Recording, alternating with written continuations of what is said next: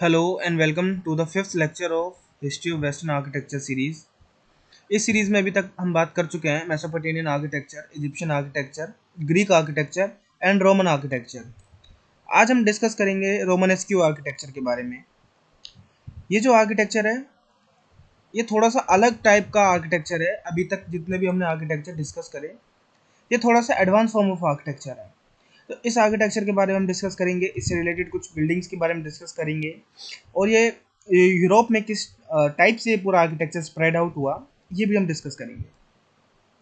तो स्टार्ट करते हैं। स्टार्ट करने से पहले मैं बताना चाहूँगा कि आप मेरा टेलीग्राम चैनल आज स्टडी भी ज्वाइन कर सकते हैं। इसका लिंक मैंने डिस्क्रिप्शन में दे रखा है और आप वहाँ से जाके मेरे जितने भी लेक्चर्स हैं उन सभी की पीडीएफ आप डाउनलोड कर सकते हैं और डाउनलोड करके आप उन पीडीएफ को ऑफलाइन भी पढ़ सकते हैं। तो आप कंसिडर कर सकते हैं ज्वाइनिंग माई चैनल।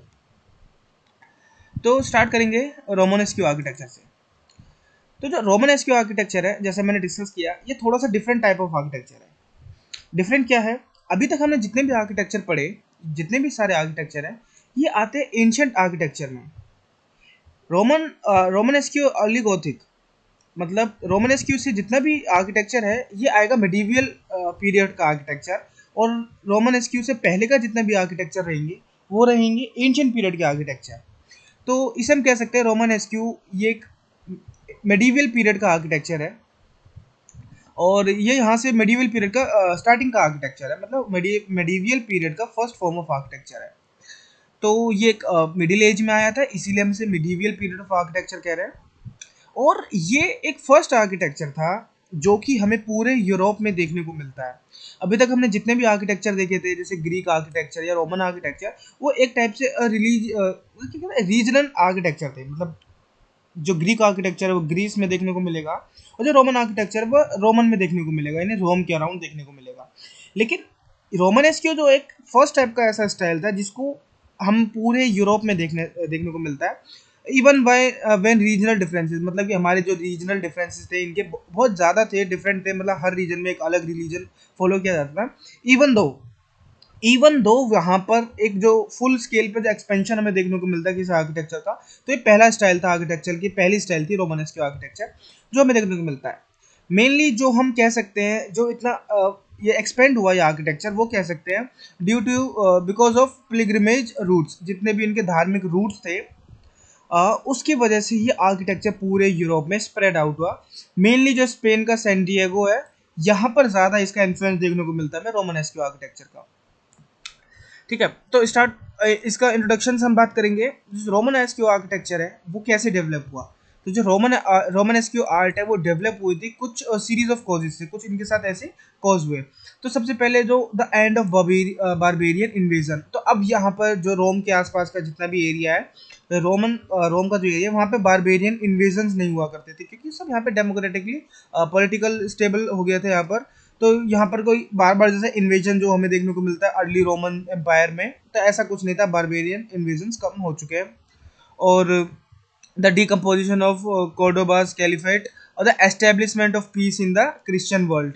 यहाँ पे बेसिकली हम बात जो एक और चीज़ है, जो रोमन एस्क्यू जितना भी आर्किटेक्चर है ये सारा डिस्कस करता है चर्च क्रिश्चियंस आर्किटेक्चर या फिर चर्च आर्किटेक्चर और मोनेस्ट्रीज, और जितना भी ये क्रिश्चियन से रिलेटेड जितने भी आर्किटेक्चर की बिल्डिंग्स हैं ये सब उसी के अराउंड रोमनेस्क्यू आर्किटेक्चर वहीं पे घूमता रहता है। तो अब यहाँ पर पीस हो गया है क्रिश्चियंस वर्ल्ड में, तो इसीलिए अब यहाँ पे एक नया फॉर्म ऑफ आर्किटेक्चर डेवलप हुआ। अब बेसिकली एक लिंक है रोमन आर्किटेक्चर और रोमनेस्क्यू आर्किटेक्चर से पहले एक क्रिश्चियन आर्किटेक्चर आता है जो कि बहुत ही छोटा एक फॉर्म ऑफ आर्किटेक्चर है जो बहुत कम पीरियड में रहा था फॉर्म। तो बेसिकली जो रोमनेस्क्यू आर्किटेक्चर है वो रोमन और क्रिश्चियन आर्किटेक्चर का एक कह सकते हैं हाइब्रिड टाइप का आर्किटेक्चर है। तो मेनली जो रोमनेस्क्यू आर्किटेक्चर है वो क्रिश्चियन आर्किटेक्चर से इंस्पायर्ड हुआ है। तो यहाँ पर हमें देखने को मिलेंगे क्रिश्चियन से रिलेटेड बहुत सारी बिल्डिंग्स या फिर क्रिश्चियनिटी के रिलेटेड जितने भी फॉर्म ऑफ हमें स्टाइल्स हमें देखने को मिलेंगे, हम चर्चेस देखेंगे यहाँ पर। तो रोमनेस्क्यू इसका रिलीजन ये था। अच्छा, बात करेंगे एक्सपेंशन की। तो ये एक्सपेंड क्यों हुआ था, इनके कुछ इसके भी कुछ रीज़न थे। सबसे पहले जो था इसको हम कह सकते हैं, पहला जो रीज़न कह सकते हैं कि अब जो इंस्टेबिलिटी आने के बाद भी, इसके बाद भी जो इनके रिलीजियस वॉर हुआ करते थे, जो धर्म युद्ध हुआ करते थे, उसकी वजह से ये एक आर्किटेक्चर डेवलप हुआ, ये आर्किटेक्चर स्प्रेड आउट हुआ ड्यू टू पिलग्रिमेज रूट्स, मतलब जितने भी पिलग्रिमेज के रूट थे उनके थ्रू ये आर्किटेक्चर स्प्रेड आउट हुआ इन पूरे यूरोप के अंदर, ऐसे स्प्रेड आउट हुआ। उसके बाद भी इनके कुछ रिलीजियस ऑर्डर्स हुआ करते थे, ये इनके रिलीजियस जो हेड हुआ करते थे उनके थ्रू ये ऑर्डर दिया जाता था कि हमें अपना आर्किटेक्चर एक्सपेंड करना है, यानी कि जो चर्चेज हैं वो ज़्यादा से ज़्यादा बिल्ड करने हैं, टू इन ऑर्डर टू अपने आप को सुपीरियर फील करने के लिए, ये कह सकते हैं। लेकिन इसका इफेक्ट क्या हुआ, इसका इफेक्ट ये हुआ कि जगह जगह पे बहुत ज़्यादा चर्चेज और मोनेस्ट्रीज बनने लगी। तो अल्टीमेटली ये एक आर्किटेक्चर का एक्सपेंशन हमें देखने को मिलता है। तो ठीक है ना, तो हमें मोनेस्ट्रीज और चर्चेज बहुत ज़्यादा देखने को मिलती है इस टाइप के पीरियड में। और एक जो है development of feudal system, basically इस फ्यूडल सिस्टम में क्या था, वर्क की डिमांड बढ़ गई, जो बेसिकली केसेस बनाते थे।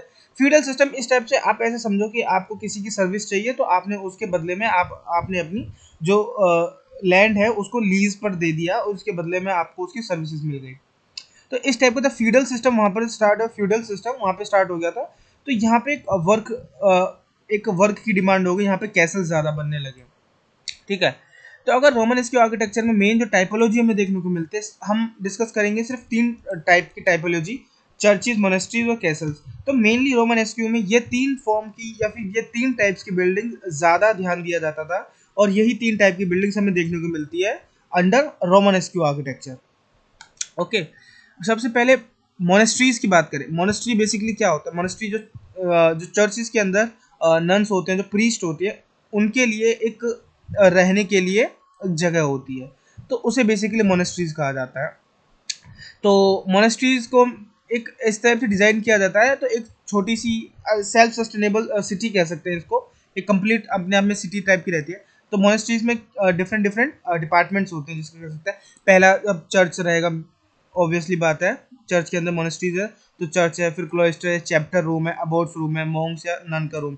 जो मेन रूम है, ये जो नन्स हुआ करती हैं, जो ब्लैक कलर का पहनती हैं अपना गाउन, तो वो जो नन्स हैं वो यहाँ पर रह सकते हैं। और रिफ्लेक्टरी, और एक इनके साथ इनके मोनेस्ट्रीज में एक हॉस्पिटल भी हुआ करता था, जो कि बहुत अच्छी बात है। तो ये टाइप की डिफरेंट डिफरेंट जो डिपार्टमेंट रहते हैं, तो ये पूरा कंप्लीट कंबाइन होके एक मोनेस्ट्री बनता है। तो ये सारी चीज़ें वहाँ पर प्रोवाइड रहती थी। मोनेस्ट्री से आगे बढ़ेंगे, हम बात करेंगे सेकेंडली चर्च की। जो चर्च हुआ करता था वो हुआ करता था एक मेन बिल्डिंग, ये क्रिश्चियन में एक रिलीजियस बिल्डिंग है, और इसकी जो शेप बनाई जाती है, चर्चेज की शेप रोमन के आर्किटेक्चर में, ये क्रॉस में बनाई जाती है। क्रॉस शेप में चर्चेज की शेप हुआ करती है, और इसमें हमें दो चीज़ें समझने वाली चीज़ें हैं जो बहुत इंपॉर्टेंट चीज़ें हैं। तो पहली चीज़ है स्क्वायर पार्ट, और दूसरी चीज़ है सर्कुलर पार्ट। तो हमें चर्च में दो टाइप के पार्ट देखने को मिलेंगे, जैसे कि ये एंड पर हमें स्क्वायर पार्ट देखने को मिल रहा है, मतलब इसमें एजेस हैं, कॉर्नर्स हैं। लेकिन यहाँ पे ये वाला पार्ट है, मैं कलर चेंज करके बताना चाहूँगा। ये वाला जो पार्ट है, बेसिकली ये राउंड पार्ट है, इसे बोलते हैं सर्कुलर पार्ट। तो इन दोनों की अलग अलग मीनिंग है। सर्कुलर पार्ट रिफ्लेक्ट करता है गॉड को, यहाँ पर ही मेन आइडल रहता है गॉड का, इस वाले पोर्शन में। तो यहाँ पर गॉड को रिफ्लेक्ट करता है, तो यहाँ पे कह सकते हैं जो गॉड की एनर्जी है वो यहाँ पर रहेगी सर्कुलर पोर्शन में, और यहाँ पे बेसिकली जो एजेस वाले पोर्शन है ये ह्यूमन के लिए पोर्शन है, तो यहाँ पे ह्यूमन रिफ्लेक्ट होगा। तो एक इस तरह से इनका बेसिक जो स्ट्रक्चर है चर्चेज का, जो हमें प्लान में देखने को मिलता है, वो ऐसे देखने को मिलता है। ऐसा नहीं है चर्च सिर्फ क्रॉस में देखने को मिलता है, चर्चेज के डिफरेंट और भी टाइप के थे। लैटिन क्रॉस हमें इस टाइप से शेप में देखने को मिलता है, पॉलीगोनल और बेसिलिकल, ये 3 टाइप के जो और हमें देखने को मिलते हैं चर्चेज, ये भी हमें देखने को मिला। अच्छा, चर्च की कुछ कैरेक्टरिस्टिक्स की बात करें तो ये मोन्यूमेंटल है। मोन्यूमेंटल मतलब कि ये एक मोन्यूमेंटल स्केल पे इसको कंस्ट्रक्ट किया जाता है। मतलब आप ऐसे समझो कि ये हद से ज़्यादा बड़े हुए होते हैं, जिनकी इतनी ज़रूरत नहीं थी, लेकिन फिर भी इनको एक ग्रैंड एक मैसेज देना था, क्योंकि हमारा स्ट्रक्चर काफ़ी ग्रैंड है, तो इसीलिए मोन्यूमेंटल स्केल पर इस पूरे स्ट्रक्चर को यहाँ पर बनाया गया था। जो कंट्री साइड के चर्चेज होते हैं वो एक्चुअली स्मॉल होते हैं, मतलब कंट्री साइड जो सिटी के बाहर जो चर्चेज है वो एज कम्पेयर टू जो सिटी के अंदर चर्चेज हैं वो थोड़े कम स्मॉल रहते हैं, कम हाइट के रहते हैं, स्मॉल कह सकते हैं उन्हें। और ये डिज़ाइन किया जाता था फॉर एडवर्टाइजिंग कैथोलिक चर्चेज। तो मतलब एक तरह से अपने रिलीजन को एडवर्टाइज करना इनका मेन पर्पज चर्चेज के थ्रू हुआ करता था। इनको ऑर्डर देके बनवाए जाते थे कि जगह जगह चर्चेज बनवाए जाए, तो इससे क्या होता था, इनके रिलीजन का एडवर्टाइज हुआ करता था। देवर लास्टिंग, मतलब काफ़ी लंबे टाइम तक रहते थे, क्योंकि ये स्टोन से बना करते थे, क्योंकि स्टोन की बिल्डिंग्स काफ़ी लंबे टाइम तक लास्ट करती है, तो ये लॉन्ग लास्टिंग स्ट्रक्चर थे। और आज भी बहुत सारे स्ट्रक्चर्स ऐसे हैं जो कि रोमानेस्क आर्किटेक्चर के अंतर बने हुए थे। तो ये हमें प्लान देखने को मिलता है, लेटिन, पॉलीगोनल और बेसिकल प्लान, ये हमें 3 टाइप के प्लान जो हमें देखने को मिलता है। ओके, तो ये मेन का चर्च का मेन प्लान है। इसमें पार्ट्स को डिस्क्राइब किया है कि किस पार्ट्स को क्या इनकी टर्मिनोलॉजी है। तो साइड में हम देख सकते हैं टावर, ये सेंट्रल नेव होता है, ये ट्रांसेप्ट होता है। बेसिकली यहाँ से 3 एंट्रीज होती है एक चर्च में। एक यहाँ पर ये मेन एंट्री हो सकती है, ये एक 2 साइड एंट्री होती हैं। और मेन जो एप्स रहता है, यहाँ पे मेन आइडल होती है गॉड की, और ये लिटिल एप्स होते हैं, ये साइड के ये लिटिल एप्स होते हैं। ओके, तो ये साइड नेव क्रॉसिंग, जो ये दो, जहाँ पर भी 2 क्रॉस आपस में इंटरसेक्ट करेंगे उस पोर्शन को क्रॉसिंग कहेंगे।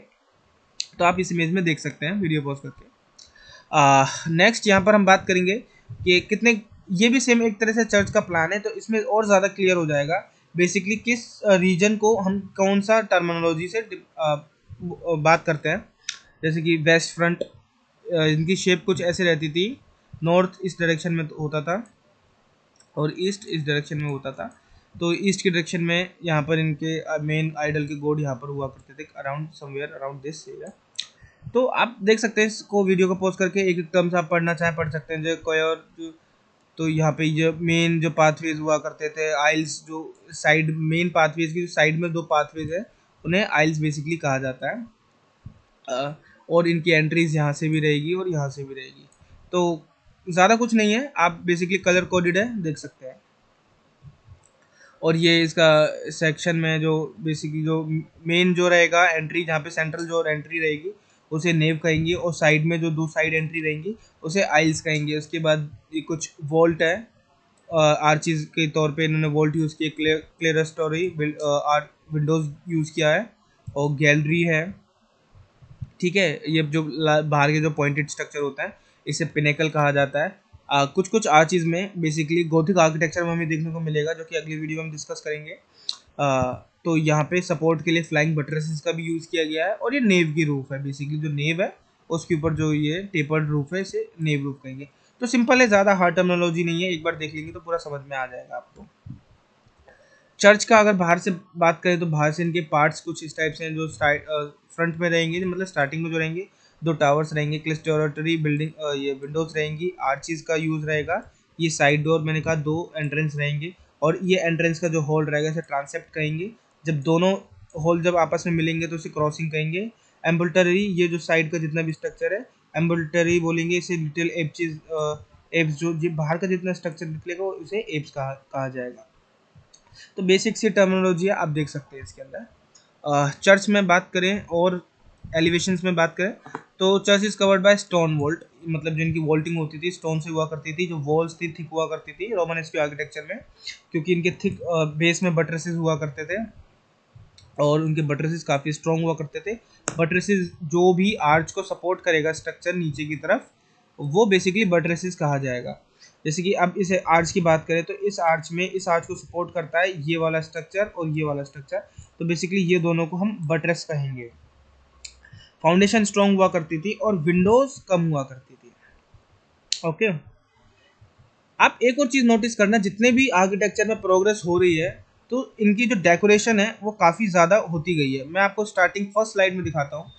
तो जितने भी हम यहाँ पे आगे प्रोसीड कर रहे हैं, तो एक जो मेन जो कॉमन चीज़ रहेगी वो ये रहेगी, जो इनकी आर्किटेक्चरल डेकोरेशंस हैं या आर्किटेक्चरल डिटेलिंग्स हैं, वो सीरीज़ बाय सीरीज़ इम्प्रूव होती जा रही है। अगर आप मेसोपोटामियन और इजिप्शियन आर्किटेक्चर को छोड़ भी दें, क्योंकि ये इजिप्शियन यूरोपियन आर्किटेक्चर में काउंट नहीं होता, आप बेसिकली ग्रीक आर्किटेक्चर से स्टार्ट करें तो ग्रीक आर्किटेक्चर बहुत सिंपल टाइप का आर्किटेक्चर था। उसमें ज़्यादा डेवलप किया रोमन आर्किटेक्चर ने। रोमन आर्किटेक्चर में ज़्यादा डिटेलिंग और ज़्यादा कैसे ना एस्थेटिक लुक में ज़्यादा देखने को मिलता है रोमन आर्किटेक्चर।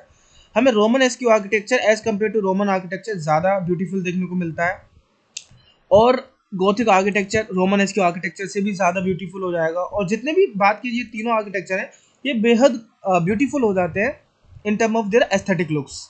ठीक है, तो यहाँ पे beautification of architecture series by series होती जा रही है। नेक्स्ट करेंगे चर्चेस, फिर अगेन चर्चेस की बात करेंगे तो कुछ और टर्मिनोलॉजी यहाँ पर प्रोवाइड करी है, जैसे कि क्लेटोरिस्टरी जो विंडोज रहेंगी, ये साइड वाली जो विंडोज, ऊपर की जो विंडोज रहेंगी, ये विंडोज रहती हैं चर्चेस के अंदर, जो नेचुरल लाइटिंग यहाँ पे प्रोवाइड करता है और डे लाइटिंग यहाँ पे बेसिकली प्रोवाइड करता है ये विंडो। ठीक है, तो सेकंड फ्लोर जो रहेगा उसे ट्रिब्यून कहेंगे, और जो बेस फ्लोर में रहेगा ये बेसिकली से कॉलम कॉलम कहेंगे, और ये पिलर कहेंगे। ओके, कॉलम और पिलर ये सारी टर्मिनोलॉजी हैं चर्चेस के, जिसमें ज़्यादा कुछ नहीं है। ओके, चर्च में बात करेंगे कवर्स में, चर्च को किस टाइप से कवर किया जा सकता है। तो पहली टेक्निक है हमारा बैरल वॉल्ट्स के। जो बैरल वॉल्ट्स हुआ करते हैं बेसिकली टनल वॉल्ट्स को कहा जाता है, और एक सिंपल होते हैं, एक टनल टाइप में हमें देखने को मिलेगा। ठीक है, और ये बेसिकली हमें देखने को मिलेगा सेंट्रल नेव पर। सेंट्रल नेव अभी हमने डिस्कस किया था, ये वाली जो बीच वाली जितना भी पाथवेज रहेगा चर्च को एक्सेस करने के लिए, तो इसे सेंट्रल नेव कहा जाता है। तो सेंट्रल नेव के ऊपर हमें इस टाइप से बैरल वोल्ट देखने को मिलेगा। इसके बाद हमें कभी कभार देखने को मिलता है इस आर्किटेक्चर के अंदर groin volt, basically cross volt हुआ करते हैं। जब भी दो टाइप की बैरल वोल्ट को आपस में क्रॉसिंग करवाएंगे तो एक क्रॉस वोल्ट यहाँ पर हमें डेवलप को मिलेगा, तो यही टाइप से क्रॉस वोल्ट को ग्रोइन वोल्ट कहते हैं। तो हमें ये भी देखने को मिलता है, और हमें देखने को मिलता है डोम्स, जो कि सर्कुलर डोम्स जो होते हैं, पॉइंटेड डोम्स जो होते हैं, वो हमें देखने को मिलता है रोमन के आर्किटेक्चर के अंडर। ठीक है, थर्ड जो हम बात करेंगे केसल्स की। बेसिकली केसल जो हुआ करते हैं एक टाइप से पैलेस हुआ करते हैं, और ये कंस्ट्रक्ट किया जाता था, काफ़ी जो उनकी डिफेंसिव टेक्निक्स होती थी, इन्वेजन से कोई भी एनिमी आके अटैक ना कर दे उसकी प्रोटेक्शन के लिए पूरा केसल को कंस्ट्रक्ट करवाया जाता था। और जो इस केसल में जो मेन एलिमेंट है वो उनकी आउटर वॉल हुआ करती थी। तो आउटर वॉल बेसिकली एनिमी से प्रोवाइड करती थी, एनिमी का इन्वेजन को प्रोवाइड किया करते थे केसल्स में। और ये एक तरह से क्या कह सकते हैं, सपोर्टिंग, फिर सेफ्टी एलिमेंट्स हैं यहाँ पर वॉल, क्योंकि एक सेफ्टी प्रोवाइड कर रही है। और जो पूरा जो केसल्स हुआ करता था ये किसी एक हाइट पर कंस्ट्रक्ट किया जाता था, कोई भी एक स्लोप्ड हाइट या हिल पर हुआ करता था केसल। जनरली हमने देखा है, और डिज्नी की जितनी मूवीज़ हैं केसल्स हमें ज़्यादातर हमने देखा है। तो वो एक हाइट पर ज़्यादा जनरली प्रोवाइड करता है। तो हाइट का एक फैक्टर ये है कि अगर किसी भी हिल के ऊपर या हाइट के ऊपर प्रोवाइड करते हैं तो जो एनिमी का इन्वेजन है वो थोड़ा सा डिफिकल्ट हो जाता है। तो एक तरह से सेफ्टी फैक्टर हमें देखने को मिलता है केसल्स में। ठीक है, तो ये केसल्स की इंडिया टर्मिनोलॉजी है, कौन से एरिया को हम क्या कहते हैं, गेट हाउस क्या होता है, इनर कर्टेन वॉल क्या होता है, कीप क्या होता है, और ये टावर होता है। टावर बेसिकली वॉच टावर होता है, हमें वॉच करना होता है, कोई इन्वेड नहीं कर रहा। एरोस्लिट्स, ये बेसिकली एरोस्लिट्स यहाँ पर एक तरह से छोटा सा गैप होता है जिसमें से कोई भी आर्चर बैठ के यहाँ पे एरो फायर कर सकता है। ओके, तो इस टाइप की जो टेक्निक से पूरा केसल को बनाया जाता है। तो आपको अगर एक बार देखना है तो वीडियो पॉज करके एक एक टर्मिनोलॉजी को आप देख सकते हैं। हम आगे बढ़ते हैं। ओके, तो बात करेंगे अब इनका एक्सपेंशन क्या हुआ। हमने बात करी रोमनस्क आर्किटेक्चर की टेक्निक्स, लेकिन हम बात करेंगे डिफरेंट डिफरेंट एरियाज में कैसे रोमन आर्किटेक्चर डेवलप हुआ, कैसे कंस्ट्रक्ट हुआ। तो स्टार्टिंग विद द फ्रांस, तो रोमनस्क आर्किटेक्चर इन फ्रांस। तो बेसिकली जो फ्रांस से था, it was the origin region of Romanesque art. ठीक है, फ्रांस में हमें ओरिजिनली जो रोमनस्क आर्ट हमें देखने को मिलता है, और इसका बेस्ट एग्जांपल हमें देखने को मिलेगा कलनीज एबी। तो जो कलनीज एबी का एक हमें एग्जांपल ले सकते हैं रोमनस्क आर्किटेक्चर में, हमें वो ये देखने को मिलेगा। ये उसका एक 3D व्यू है, कंप्यूटर जनरेटेड इमेजेस है ये। ठीक है, from there it expand to thanks to pilgrimage routes specially to San Diego. मतलब बेसिकली बात ये कह रहे हैं कि जो फ्रांस से इनको एक्सपेंशन मिला इस रोमनस्क आर्किटेक्चर का, फ्रांस से ही बेसिकली ये अलग अलग एरिया में फैला, ड्यू टू पिलग्रिमेज रूट्स, यहाँ पे जितना भी पिलग्रिमेज रूट्स थे उसके थ्रू। और स्पेन में इसका इन्फ्लुएंस सैन डिएगो में ज़्यादा हमें देखने को मिला। ठीक है, फ्रांस की अगर आगे और बात करते हैं तो इसके जो हम इसको कैरेक्टराइज कर सकते हैं इसके वोल्टेड स्टाइल से। जो इसका वोल्टेड होता है, जो मैंने बोला ना किसी भी एरिया को कवर करते हैं तो उसको वोल्टेड कहते हैं, तो उसकी स्टाइल से हम इसको आइडेंटिफाई कर सकते हैं। ठीक है, इसमें पॉइंटेड डोम्स इन्होंने प्रोवाइड कर रखे हैं, और जो फसाड है वो काफ़ी डेकोरेटेड होता है, और यहाँ पे फसाड में आर्चेस का यूज़ किया है। तो ये आर्चेस हम देख सकते हैं, ये सेंट ट्रोफिम का एक एग्जाम्पल है, इसमें हम देख सकते हैं पॉइंटेड डोम्स और आर्चेस का, और वोल्ट्स का भी यूज़ कर सकते हैं। ठीक है, नेक्स्ट एक और एग्जांपल हम देखते हैं फ्रांस में एवरग्रीन में। यहाँ पे लॉन्ग क्वायर होते हैं और साइड में आइल्स होती हैं। तो ये काफ़ी हमें देखने को मिलता है इस टाइप की, जो सेंट सेरियन और टोलिसिस एक इसका एग्जांपल है, जिसमें काफ़ी लंबा क्वायर देखने को मिलेगा हमें और साइड में आइज देखने को मिलेंगी। इसके बाद जो कि सराउंड करता है एक semi circular sanitary forming the ambulatory in the which radiating chapels open. Basically ये इस टाइप से स्ट्रक्चर कहेंगे जो इनका लॉन्ग क्वायर रहेगा, साइड में इनकी असाइल रहेगी और सेमी सर्कुलर इनका एबिलिटरी रहेगा, और जिसमें और जो चैपल्स की जो स्पेस रहेगी जहाँ पे बेसिकली प्रीस्ट यहाँ पे प्रे करेंगे, तो वो जो स्पेस रहेगी वो कुछ इसी के अंदर रहेगी, सेमी सर्कुलर एरिया में रहेगी। हम और भी प्लान्स के हमने चर्चेस के प्लान देखे हैं, बेसिकली कुछ इस टाइप से यहाँ पर इस वाले एरिया की बात हो रही है। तो कुछ इस टाइप से इस वाले चर्च का एग्जाम्पल हमें देखने को मिलता है, तो ये ऐसा रहेगा इसका प्लान। फ्रांस में ही बात करेंगे आगे, फ्रांस के बर्गंडी प्रोविंस में। तो यहाँ पर जो चर्चेस हमें देखने को मिलेगा बैरल वॉल्टेड होते हैं, मतलब कि क्रॉस वॉल्टेड नहीं होंगे, बैरल वॉल्टेड होंगे, और 3 आइल्स रहेंगे इनके बेसिलिका में। मतलब जो भी मेन जो पाथवेज है उसके साइड में जो आइल्स रहेंगे वो 3 आइल्स हैं यहाँ पर, ठीक है। और नॉर्मंडी में एक और ये फ्रांस का प्रोविंस है, उसमें हमें देखने को मिलता है यहाँ पे ग्रोइन वोल्ट। ग्रोइन वोल्ट मतलब यहाँ पर तो सिंपल वोल्टेड है, बैरल वोल्टेड है, लेकिन यहाँ पे groin volt, so cross vaulted जहाँ पे हमने डिस्कस किया था, तो क्रॉस वोल्टेड यहाँ पर हमें देखने को मिलेगा, और वो सपोर्ट करते हैं फ्लाइंग बटरेसेस से, ठीक है। हमें फ्लाइंग बटरेसेस भी देखने को मिलता है यहाँ पर नॉर्मंडे, क्योंकि एक फ्रांस का प्रोविंस है। और यहाँ पे फसाड में हमें 2 फ्लिंकिंग टावर्स भी देखने को मिलता है। तो बेसिकली जो फसाड में हम देखेंगे तो ये टाइप के टावर्स भी हमें 2 देखने को मिलता है। तो ये नॉर्मंडे प्रोविंस का रीजन है। नेक्स्ट आगे बात करेंगे जो रोमनेस्क जो आर्किटेक्चर है वो इटली में कैसा था। तो इटालियन प्रोविंसेस में जो आर्किटेक्चर है वो भी काफ़ी डाइवर्स रहते थे, क्योंकि उनकी स्टाइल की वजह से। तो बेसिकली हमें काफ़ी डाइवर्स आर्किटेक्चर देखने को मिलता है इसका अलग अलग एरिया में। तो ठीक है, तो जो लोम्बार्डी है वहाँ पर हमें ग्रोइन वोल्ट देखने को मिलता है हैवी प्रोपोर्शन के साथ। तो ये सेंट एम्बर्गिगो मिलान में, एक इटली के मिलान में ये एक चर्चेज है, यहाँ पर हमें देखने को मिलेगा जितने भी इनके वोल्टेड रहेंगे वो क्रॉस वोल्टेड रहेंगे, जिसे हम ग्रोइन वोल्टेड कहते हैं। तो इनका काफ़ी हैवी प्रोपोर्शंस में क्रॉस वोल्टेड यहाँ पे यूज़ किया गया है। और बात करें सेंट्रल इटली की, तो इन्होंने क्लासिकल डेकोरेटिव एलिमेंट्स ज़्यादा यूज़ करें, जो मतलब हम देखते हैं ना पुराने जितने भी हमारे आर्किटेक्चर फीचर्स हैं, जैसे कि कॉनियंथल कैपिटल्स, कलर्ड मार्बल और ओपन आर्चेज, ठीक है। तो ये सारे टाइप की इन्होंने आर्किटेक्चर फीचर्स, सेंट्रल इटली की बात करें तो उसमें जैसे सेंट मियांटो फ्लोरेंस में बात करें तो यहाँ पर वो वाली है, और फसाड में हमें स्कल्पचर्स देखने को मिलते हैं यहाँ पर, ठीक है। ये वाली जो आर्चेज हैं, इस टाइप की आर्चेज को ओपन आर्चेज कहते हैं। तो डिफरेंट डिफरेंट एरिया में जो रोमनेस्क के आर्किटेक्चर में थोड़ा थोड़ा सा डिफरेंस आता है।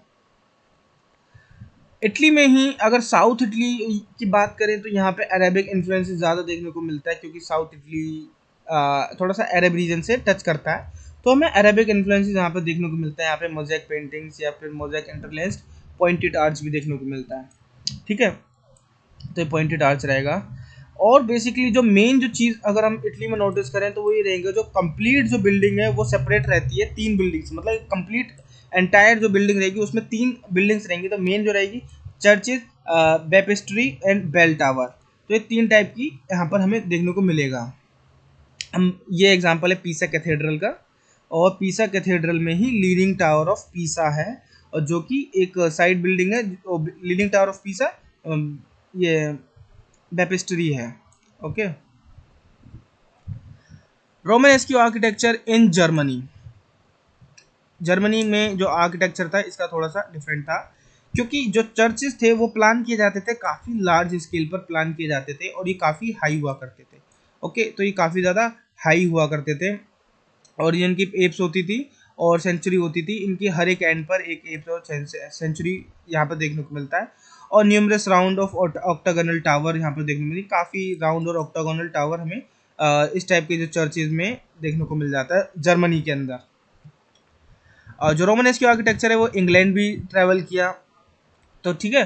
तो 10th सेंचुरी से पहले इसमें जो जो होते थे 10th सेंचुरी से पहले के टाइम में जो भी स्ट्रक्चर बनता था जनरली वुड से बनता था, लेकिन 10th सेंचुरी के बाद यहाँ पे स्टोन का यूज़ होने लगा, ठीक है। तो जो नॉर्मन रोमनेस्क स्टाइल है वो 11th सेंचुरी में रिप्लेस कर दिया, सेक्शन को जो भी आर्किटेक्चर स्टाइल था उसको रिप्लेस कर दिया 11th सेंचुरी में। इंग्लैंड में बेसिकली बात हो रही है यहाँ पर, ठीक है। तो ये आप समझे कि जो बेसिकली जितना भी इन्फ्लुएंस रहा है आर्किटेक्चर का, साउथ यूरोप में बात करें जैसे इटली, फ्रांस, स्पेन, रोम, ये मतलब जितना भी एरिया रहा है वो बहुत कम इन्फ्लुएंस रहा है इनका इंग्लैंड पे। ऐसा नहीं कि इन्फ्लुएंस नहीं रहा है, लेकिन जो मेनली जितना आर्किटेक्चरल इन्फ्लुएंस हमें देखने को मिलता है साउथ यूरोप में ज़्यादा देखने को मिलता है। जो नॉर्दर्न यूरोप है, जो इंग्लैंड का पोर्शन है, वहाँ पे जैसे यूके का जितना भी रीजन है वहाँ पे साउथ यूरोपियन से जितना भी इन्फ्लुएंस है वो थोड़ा सा कम देखने को मिलता है जनरली। ओके, इंग्लैंड में बात करेंगे तो यहाँ पे लॉन्ग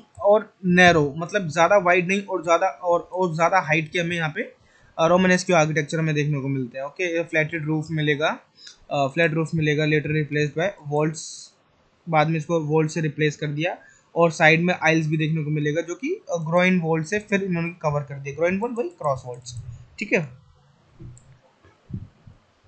अब बात करेंगे रोमनेस्क्यू आर्किटेक्चर इन स्पेन। बेसिकली जो स्पेन में है इसका ज़्यादा इन्फ्लुएंस रहा था रोमन आर्किटेक्चर का, जो कि फ्रांस से ट्रेवल आउट कर गया था ये स्पेन के अंदर with the help of pilgrimage, जितने भी रूट्स थे उनके थ्रू ये ट्रेवल आउट किया स्पेन में, और स्पेन में इसका ज़्यादा हमें इन्फ्लुएंस देखने को मिलता है सेंटियागो में। यहाँ पर जितना भी स्पेन में रोमनेस्क्यू आर्किटेक्चर की जो कैरेक्टरिस्टिक्स हमें देखने को मिलेंगे, तो जहाँ पर जितने भी चर्चेज के प्लान है उसमें 3 to 5 आइल्स हमें देखने को मिलता है, और एक ट्रांसेप्ट भी देखने को मिलता है। ट्रांसेप्ट, ये वाला जो रीजन है हमें ये ट्रांसेप्ट देखने को मिलता है, और 3 to 5 आइल्स भी हमें देखने को मिलते हैं। बेसिकली जो ट्रांसेप्ट है वो रेडियल चैपल्स में आके, जो जितना भी रेडियल चैपल्स है ये वाला एरिया वहाँ पर जाके मिल जाता है, और देर इज़ अ ट्रिब्यून, इनके इनसाइड में एक ट्रिब्यून भी रहेगा। और जो इसमें नेक्स्ट जो बात है वो ये है कि इनका जो हेड है, head has a ambulatory and a radial chapels. तो बेसिकली ये एक रेडियल चैपल्स में रहेगा, और जो हेड जो एबल्टरी का रहेगा ये भी एक रेडियल में रहेगा। तो ये कुछ टाइप की जो कॉमन फीचर्स है हमें देखने को मिलता है रोमनेस्क्यू आर्किटेक्चर स्पेन में। एक और जो हमें फीचर देखने को मिलेगा वो देखने को मिलेगा, जनरली जो बिल्डिंग्स हैं वो पॉलीगोनल भी हमें देखने को मिलती हैं। ओके, तो they are related to temples, temple से रिलेटेड है, और they are inspired in juralism and holy spectacular. Romanesque architecture के कुछ ये एग्जांपल्स हमें देखने को मिलते हैं, टॉरस डे रियो और वर्क्रूज। और नेक्स्ट बात करेंगे इनके और फीचर्स बात करें तो जो बिल्डिंग्स हैं काफ़ी सिंपल होती हैं और स्मॉल होती हैं, और जो it's created contrast in relation the redefined the Hispano Muslim architecture. ठीक है, तो हिस्पैनो मुस्लिम आर्किटेक्चर को भी इनका इन्फ्लुएंस यहाँ पर देखने को मिलता है रोमनेस्क्यू आर्किटेक्चर में स्पेन के अंदर। They frequently have a covered area in the outside for the meeting of the council. Building के बाहर इनका जनरली एक कवर्ड एरिया रहता है, जिससे हम काउंसिल की मीटिंग्स भी यहाँ पे कंडक्ट करवा सकते हैं इस एरिया में। ठीक है, ये कुछ बेस्ट एग्जांपल्स है San Diego Cathedral, Fromista, Saint Clemente de Tahull, San पीरियड रोहा और सैन जोहान डे ला पेना। ये कुछ बेसिकली फेमस बिल्डिंग्स हैं जो इसके सर्वेंट्स के आर्किटेक्चर के एग्जांपल्स हैं स्पेन के अंदर। और भी बिल्डिंग्स हैं जैसे कैसल्स हैं जो लोरान इन हुसेकेसा, और ब्रिजेस के भी एग्जांपल्स हैं।